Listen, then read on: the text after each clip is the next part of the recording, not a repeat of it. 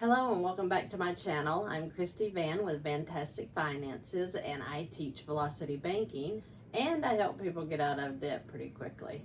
So today we're going to talk about student loan debt. So I know there's a lot going on with the student loan debt right now, and that it may pick back up and start going into interest-bearing accounts. So I'm getting the question of what is the fastest way to pay off a student loan. We're going to be talking about a $30,000 student loan that has a payment of $360 a month at 8% interest. So we're working with a lady that has $3,000 income. She still lives at home, so her expenses come to $1,800 a month, leaving her a cash flow of $1,200 a month to work with. This is an example of if you use a line of credit. Credit unions do really good with giving lines of credit up to $15,000. So I know that they come as a credit card. You can do a transfer into your checking account, which gives you the funds that you need for any cash payment. So this line of credit, we're going to say, is at 15% interest and a $15,000 line. You would take the $15,000 and you would apply it to the 30. Once this is at $15,000, she still has to make that payment every month. So keep that in mind. That's why her cash flow is only $1,200. But when she comes in and takes the loan, puts it into the line of credit, she will start working on this $15,000 to get it paid off. How she'll do that is she'll take her income of $3,000 and she will apply it directly into this line every single time she gets paid. Every dime she makes will go into this line of credit. So she will take her income, put into the line of credit, leaving her balance at $12,000. Now notice something that happens immediately is once the income goes in, she satisfies the payment, so there is no payment on this line of credit, and her balance immediately goes down. So when you say the line of credit's at 15%, you're only charged 15% on what you're actually using. So she's going to be putting income in and taking expenses out. So any given time, this could be $12,000, then a few things come out and it could be $12,500, a few more things come out, she buys gas, food, pays her electric bill, whatever. As through the month, this will build back up to where she has to pay the $1,800 in expenses, and that includes this student loan that she's making over here. So then that will leave our balance at $13,800 for month 1. So beginning month 2, her balance will be $13,800. Again, interest will only be charged on the $13,800 when it is at that amount, not the $15,000. It's whatever we're using at any given time, okay? So in month 2, she'll do the same thing. The income will go in, which makes it $10,800. And then throughout the month, slowly, it'll come back up as the expenses come in. So the low balance was $10,800 for this month, and the high balance will be $12,600. Okay, does that make sense? If it doesn't make sense, ask questions. I'll be glad to answer any questions you have. So month 3, starting month 3, her balance will be at $12,600. Now she will do this for 7 months, because if you take her cash flow times 7, $1,200 times 7 months. That's what we would go for here, and I'll explain why. So $8,400 is going to be paid in over a 7-month period, okay? So if you have the $15,000 and then you minus the $8,400, which is what would be made over 7 months, because the cash flow is going in and we're letting it sit there, and so it's building her credit line back up. So she would be depositing her income in and her expenses coming out for 7 months. That, after 6 months, would leave a $6,600 balance on the line of credit. Well, remember, she has $15,000, right? We could say, hey, let's make another transfer of the loan into the line of credit. That cuts off the interest on the amortized schedule. Does that make sense? Because like if we throw another $8,000 into this, then think of how quickly this loan is paying off, plus you're cutting the interest off, right? So let's add in $8,000. So we would have $14,600 as the line balance.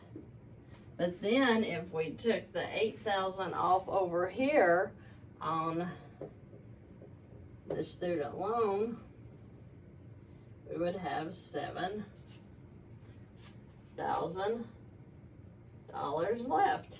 So this is now the balance of the student loan.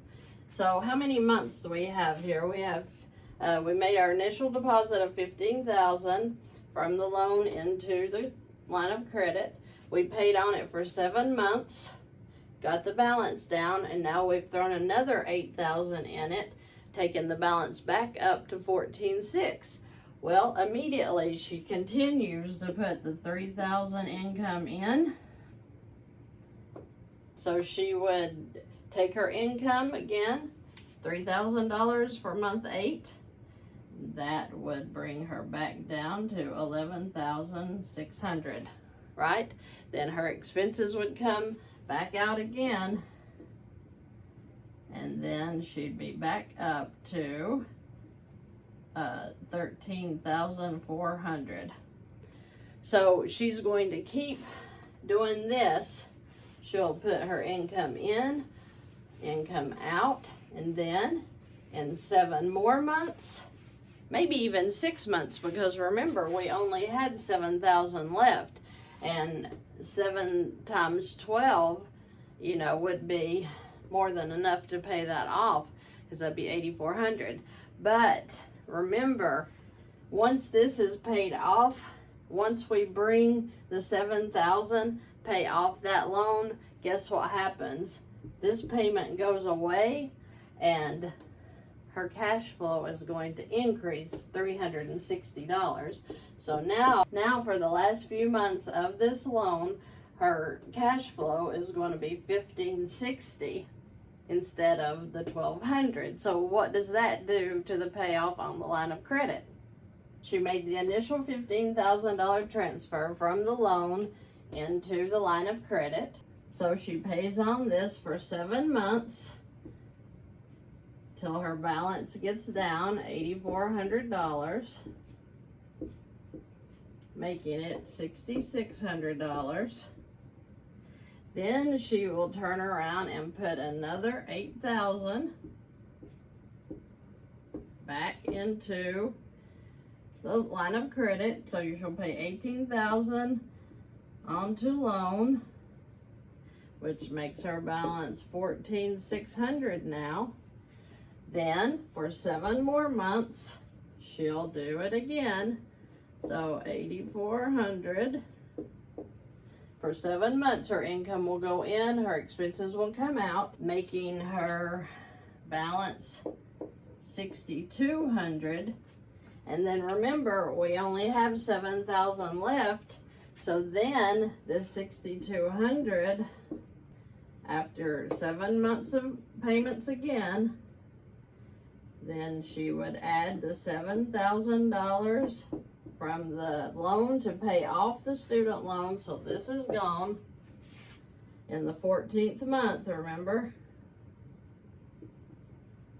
So then she would then have her balance at $13,200. And then what happens here? Because Now she has the 1560 that's going to be going on to this. So the 1560 cash flow into 13,200 is 8.5 months. When you divide that by her cash flow of 1560. So in 8.5 more months, this loan, the line of credit, will be paid off. So in the 7 and the 14 and then the 22, so 22.5 months, this whole $30,000 debt will be wiped off. So you're asking about the interest. Well, don't forget now we have 15% interest. Where did that come in? Well, let's do the figures. So remember, when you're working with a line of credit, we're working with simple interest. That means that we take the $15,000, if that's the amount that you have out of the line at any given time, you would take that times 15%, divide by 365 days, times 30, and that would give you how much interest that you are paying a month. If she has the 15,000 out, she takes the 3,000 off in her first month of income, she's down to 12,000, right? So the interest would fluctuate. It would be like a $12,000 balance one day, it may be 12,004 the next, it may be 12,006 the next. It depends on how those expenses come in. So after we figured the 15,000, let's just pretend it stayed like that the whole year at the top balance of 15,000, then that would be $2,250 for the entire year that she would be paying in interest. But she will never pay that. If she's putting her income in, it will never be at the 15%. So if you allow this to sit, yes, you are going to pay $184.80 a month in interest. But we're not doing that. We are getting this loan paid off, so our income goes in, our expenses come out. Then the next month it keeps going down because that cash flow is building it up, so that in 22.5 months approximately, this loan will be paid off. So if we had it at the high of 15,000, so if she even allowed this 15,000 to sit on the loan for the whole 22.5 months, like if she didn't do the strategy, putting her income in and taking her expenses out, and she just let this sit until she did a final payoff on both of them, like, I don't know, once a year or whatever, her interest would still be the 184.80 times the 22.5 months, which would mean that she'd pay a total of $47.68 in interest, when over here her total interest is going to be $13,677.93 if she let the amortized loan run out. So she's going to pay a whole lot less than this $4,700 right here, because she will not let this get at the 15,000 and sit. That's why as soon as you get paid, you want to throw your money into the account so that every day you have a lower balance, and that knocks your interest off. So if that doesn't make sense, please leave me any questions below. I'll be glad to help you. I do offer one-on-one consultations. I get that question every day. There is a link below where you can schedule a free discovery call. So if you would like to fill out a contact form, the videos are absolutely free. You don't have to pay a dime for that. I'm just putting this out here to make you financially aware of what's going on, how you can get out of your loans very, very quickly. Thank you for joining me today, and have a great day.